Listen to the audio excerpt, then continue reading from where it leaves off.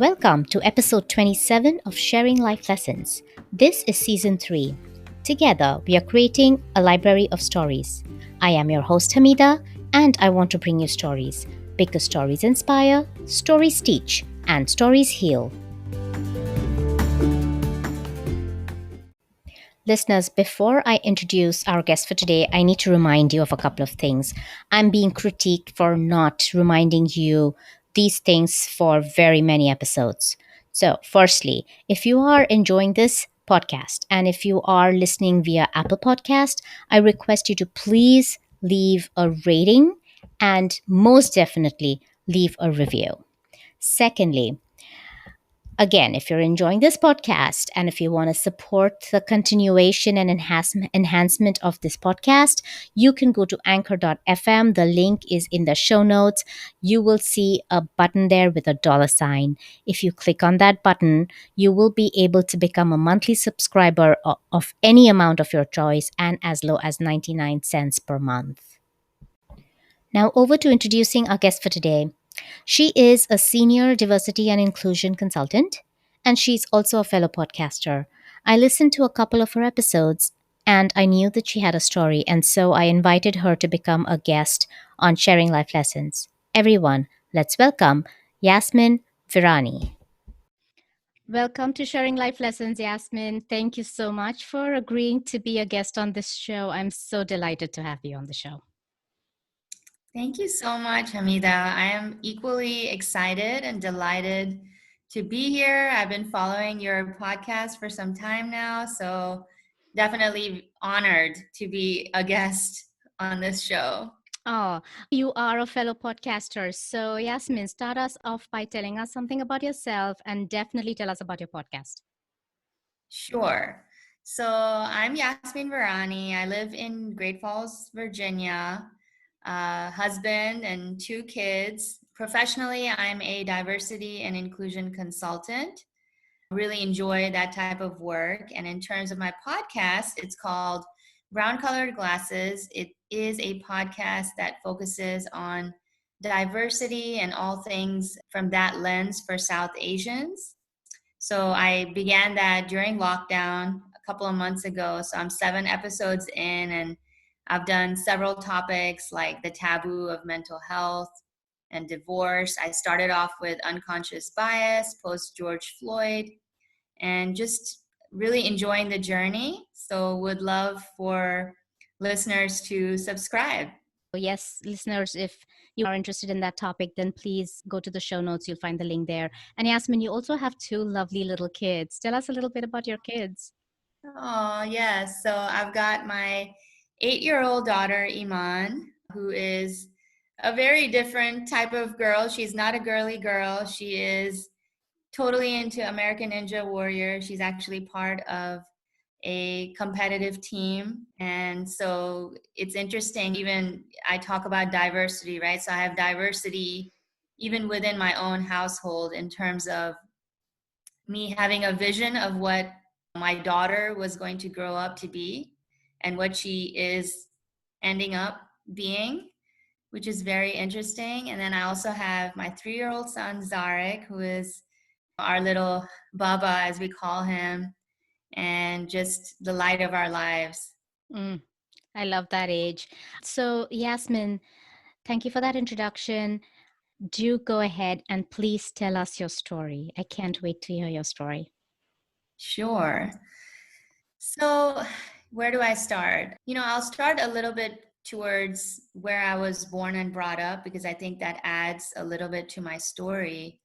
I was actually born in Dubai, but I consider myself to be a Pakistani. Both my parents are from Pakistan, so I was, brought up and raised as a Pakistani. My dad moved early on in his career to Dubai, so I was born and raised for about 10 years. I'm also the youngest of 3, so when my parents decided to migrate, like I said, I was only 10 years old, 4th, 5th grade, assimilating into the American society.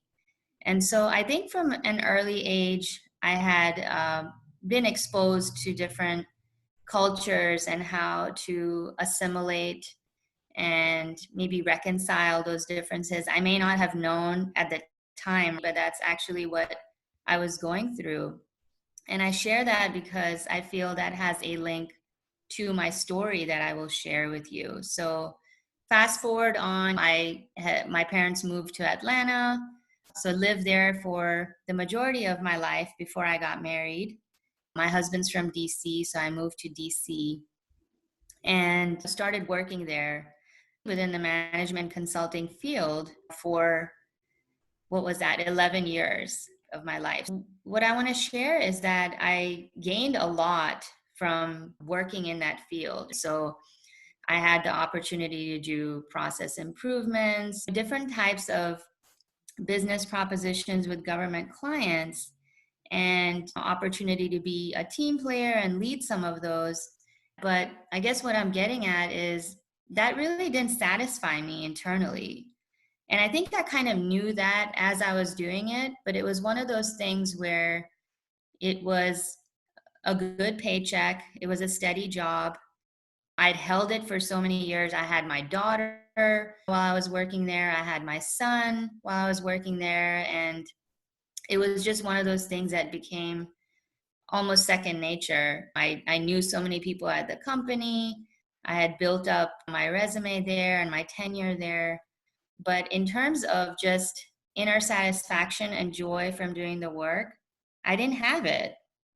And I think I was, for a really long time, lying to myself by making myself believe that it was a decent job and I was gaining the right experience and maybe hoping for it to lead me to something. And I don't think it ever did for me personally.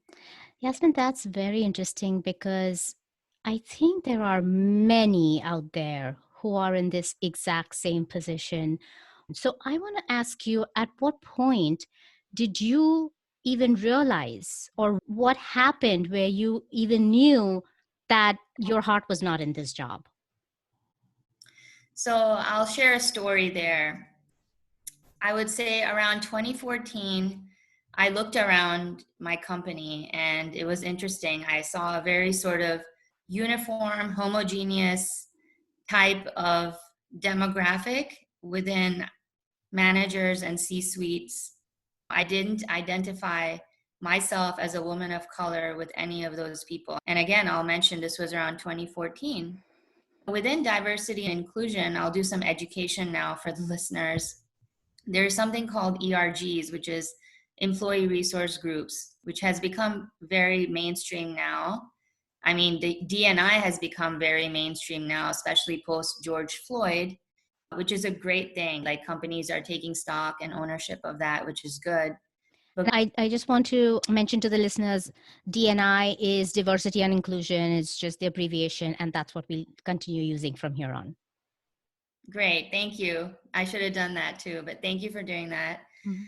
So, in terms of going back to my company and my experience, there were no ERGs at the time, which is fine, right? I think this concept has developed some more within the last few years, but I wanted to do something about it. I was like, I'm not feeling a connection with those that I'm working with. I don't really see a path for me to advance.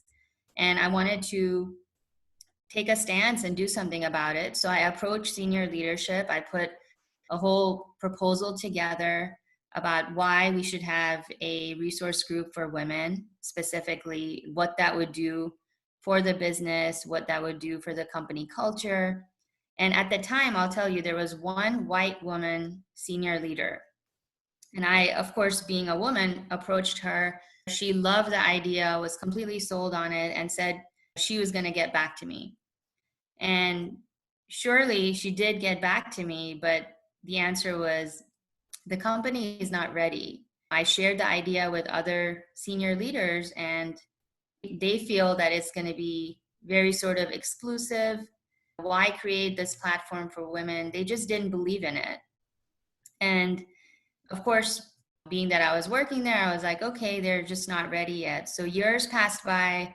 And around 2017, when I was on maternity leave with my son, they reached out and they said, we're ready. we're ready now. And we remember that you had come to us with this charge. So do you want to lead it? And I said, sure, I will lead this. And went back in after my maternity leave and started leading the charge. And by that, I mean building ground up the women's forum at the company, putting together an entire leadership team. And mind you, all these people are working on a voluntary basis. They still have their day jobs, they're still doing consulting work for their clients, but they really wanted to devote time to this because they believed in it. And they were, passionate about it like I was, meeting during lunch hours to brainstorm events. What was the forum going to provide for the women? I had executive sponsors from the company that were tied to it. So it really became a huge thing. We had 200 members subscribe. We had a newsletter that was going out. We were doing monthly events. All of a sudden, other ERGs started popping up. ERGs meaning employee resource groups. And it slowly but surely, the company culture was moving towards this very sort of accepting of diverse people and looking at them as a holistic individual rather than just what they're bringing professionally. And so all of that was great. But at the end of the day, I was doing it voluntarily. I still had my day job. I still had my consulting gig that I was doing for, the clients that I was working. And I realized that I needed to flip it. I really needed to do diversity and inclusion as my work. Like that's really what I wanted to do. And I realized that because I was passionate about it. I'm going to tout myself a little bit here, but I was good at it. I was able to create a group ground up that became very successful. And there was a lot of work that went into that. It didn't just spring about.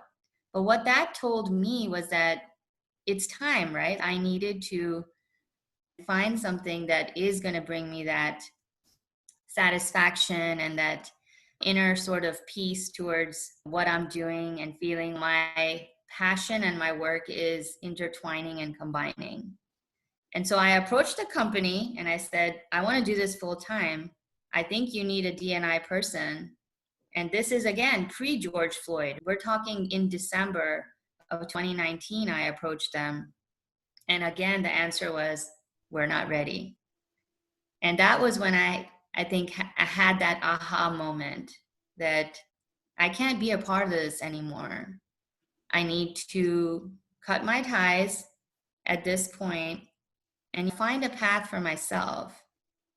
So in terms of your whole topic, sharing life lessons, what I would say to someone maybe who is in a similar boat with their profession or with the work that they do and feel like there is a connection lacking or that they're really moving towards a brick wall. I mentioned that as an analogy because I think that's what I was going through. I was constantly going through this wall and getting slammed and getting the rejection, also getting some wins, but mostly getting, rejected that, oh, it's not time. Oh, we're not ready. Oh, come back to us.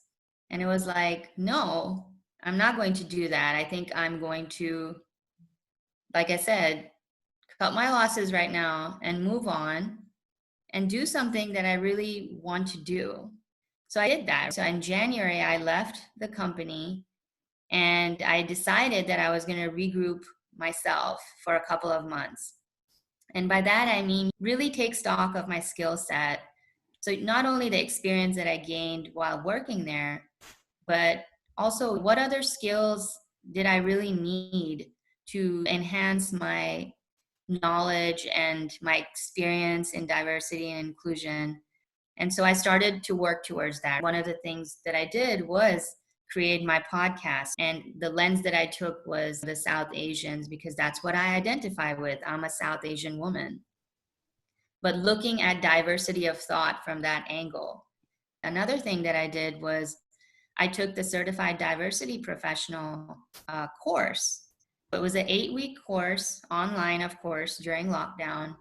And another opportunity to once again enhance knowledge, learn from others within the field, connect with like-minded people. And now I feel like I'm ready to also apply my skills towards an organization.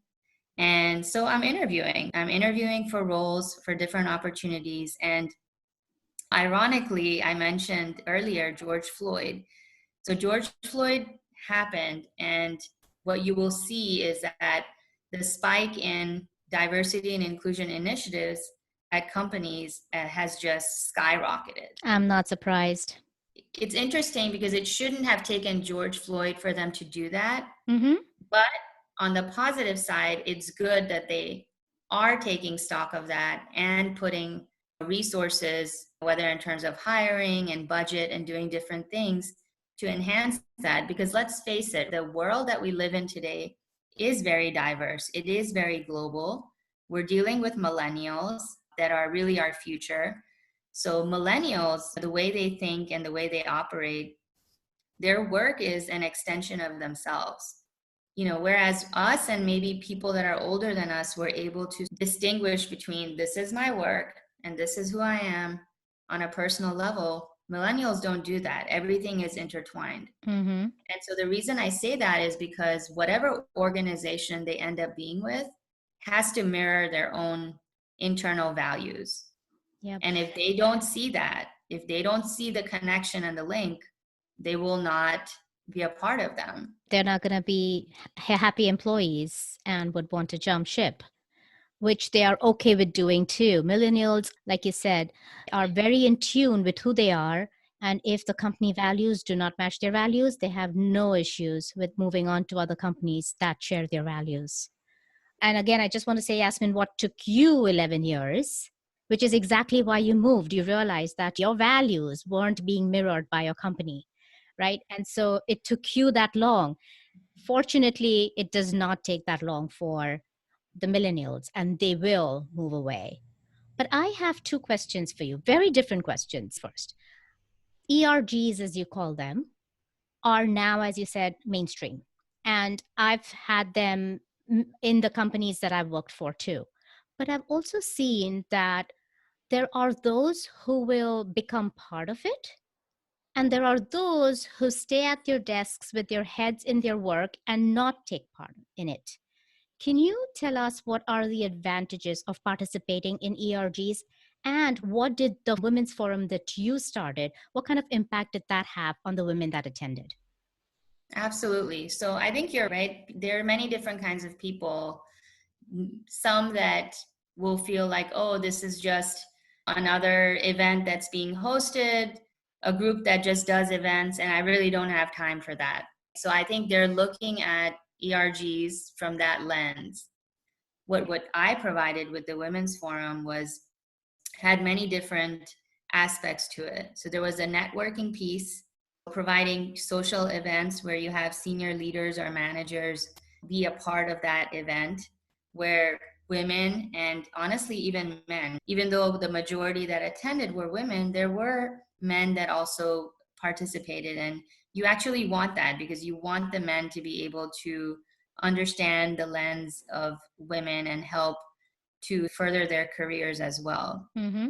So going back to what the Women's Forum that I did provided was these networking opportunities, events that happen, but really pointed events. So by that, what I mean is the speakers that we brought in were very particular in their topics and who they were. So for example, I had a veteran woman leader within the government come and talk about her life experience and her trajectory, and how if there were people that wanted to be leaders within that space, how would they go about doing it?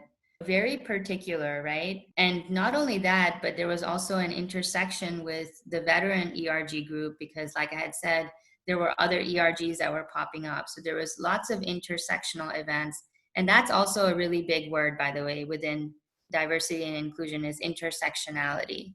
And what that means is that your identity is very multifaceted. So I'm not just a woman, right? I'm also a wife and a mother and a worker. So networking opportunities, pointed events with speakers, volunteering opportunities. Now I bring that up because that's really important too. So tying in back to the millennials that we talked about in terms of their values, volunteering is a big thing. So aligning whatever ERG it is with an association that sort of mirrors those values. That's huge, right? That is huge and that is interesting. And I'm sure that is what brought satisfaction to the members of this women's group that you put together. But my other question to you is, you said when you left, you took stock of your skill set, you regrouped with yourself. Can you talk a bit about that? Because, like I said, there may be so many in this situation who maybe don't know what the next step is. So if you just can talk to that a bit. Sure. Yeah, so I did that January of this year. And again, I'm not going to say I had all the answers when I did that. I think I realized and I made the decision that, okay, I can't be part of this anymore. I know what I want. I'm not fully sure what that means concretely, but I'm ready to take that step. So when I did that in January, I will say I gave myself a few weeks just to work out, take walks, read books, just like mentally regroup. But after that, it was okay, well, what am I going to do now? And again, I didn't have all the answers, but I started researching. I knew what space I wanted to be in. I knew that I wanted to be in diversity and inclusion. And so what I started doing is Google, right? Google is really your best friend. Start researching, what are people doing in diversity and inclusion? What are independent consultants doing? Maybe is that a path that I want to take? What do they specialize in? Are they very niche or are they broad? What kinds of knowledge do they have? A huge aspect of diversity and inclusion is EEO laws. And by that, I mean compliance. One of the major things with corporations is being compliant of laws. Are they following Title VII and all of those things that go about that? So there's specialized knowledge with that. So looking that up, I then, while I was doing my research, I came across the certified diversity professional certification. So I started on that path and researching, okay, what is it going to take? How much does it cost? Is this something that I want to invest in now? What kinds of dividends do I think it'll pay me? Is it going to add to my resume a little bit in terms of maybe the knowledge that I'm lacking? And then, of course, the whole podcast idea came about, which I think was a really great idea for me personally, because I had mentioned earlier that it really pushes me to research topics and think through them and being able to speak about them. A big aspect of diversity and inclusion is, if I'm going to be the representative of that organization, I have to be able to confidently speak to the employees about what that means, what kinds of things need to change within the organization, what kinds of benefits will it bring. So for me personally, with the podcast, it enabled me to do that. For others, it could be maybe doing a blog. Maybe they're really passionate about writing things out and they're able to put their thoughts down on paper or on a computer with a blog. Share those blogs on your social media. These are certain things that people can do just to sort of figure out what their path can be. So, Yeah. Yasmin, I heard you say research, training, and also putting yourself out there to show that you have that subject matter expertise where people can go online and for the job that you want, they can look and say, oh, she's written so many articles, so she has a podcast. So these are good steps. I would say just one other thing would be even revamp your resume to gear it towards not where you are, but where you want to go. If this is for you, I'm sure you had to change up your resume because most of what you did was consulting, government, process improvement, but now you want to start talking about your skills and all the training and what you have in DNI. Yasmin, this was really good information. I know your life lessons were weaved into your story a little bit, but do you have one overarching life lesson or any final message for the listeners? Yes, I do. So, in terms of life lessons, what I would say to any listener going through this, no matter what age you're at, it's really important to realize that your work life, your career, what you do has to align with your passions and what makes you feel happy and sparked inside. If you don't, you're going to realize quickly that even if you're good at something and you're generating the income that you want, you're not going to have that inner peace. You're not going to have that inner satisfaction. So, in terms of my life lesson and what I learned, I think it took me many years to come to that. Honestly, if I had to pinpoint now, looking back, when I decided that I wanted to create that employee resource group and initially got rejection, that was my first rejection. Then I was able to do it and it was successful, but then I got a second rejection of we're not ready for a full-time role. These were all signs Mm-hmm. that I didn't heed to. I just looked at them, they came to me, and I just said, okay, and put my head down and continued to do what I was doing. But in reality, those rejections were signs for me at the time to pivot, right? At those moments. Oh, that is so And beautifully said, because universe will keep giving you signs, and it won't give up on you like you saw. It will continue giving you the signs. But thank you for mentioning that. sure, yeah, it's really important for people to be really aware of what's happening and take action with those signs. And really don't be afraid. So it's interesting. I'll say this: diversity and inclusion today is very different than what it was in 2014. But clearly, I was onto something then, even when things were not formalized. There really wasn't a term called ERGs back then. DNI was more of a compliance exercise, but it was not something that was infused into an organization to really help the organization move along in terms of its strategy. Like none of that was in place. But clearly, when I felt that and approached senior leadership, there was something there, but I think I didn't fully trust myself because Mm-hmm. I think at the time when I got my first rejection of we're not ready, sure, I could have left the company, but even if I didn't leave the company, there was something else that I should have continued to do. And at the time, I just said, oh, they've rejected me and that's it. And so that's what I wanted to share with the listeners is that when something like that happens, when you're onto something or you have an idea or a thought that's novel, and even when you share with others, they find value in it. When I had shared that idea with my friends, they were like, oh, wow, that's something I would want to be a part of. That's something that I need in my life right now. So you're going to get that validation from others. Believe in that. Yeah. Believe in that thought and do something else with it.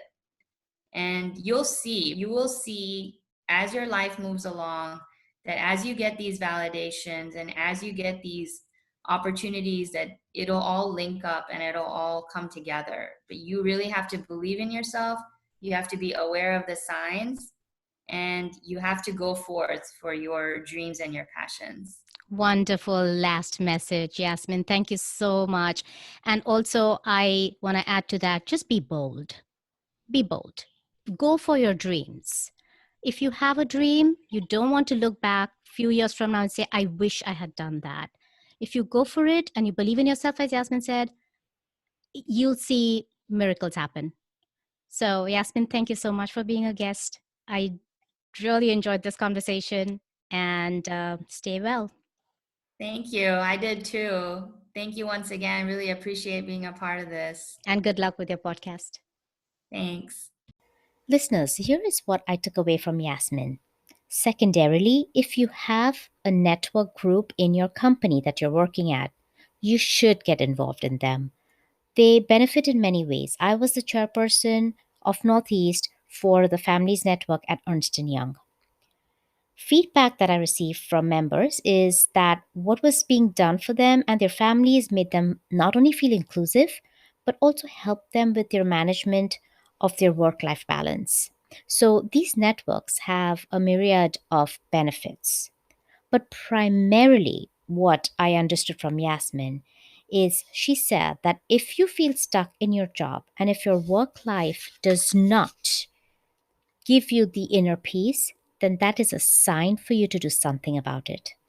And that is true not just in your professional life, but also in your personal life. Just be aware that you are being guided to a different path through undesirable events. Those are signs. So please take it upon yourselves to follow those signs. The creation of sharing life lessons is my example of me following my instinct. And honestly, I have not found as much joy working on anything else as I am feeling in bringing this podcast to you. This brings us to the end of this episode. I hope you enjoyed it. I will bring you another episode of Sharing Life Lessons next Wednesday. Until then, be happy, be safe, and be well.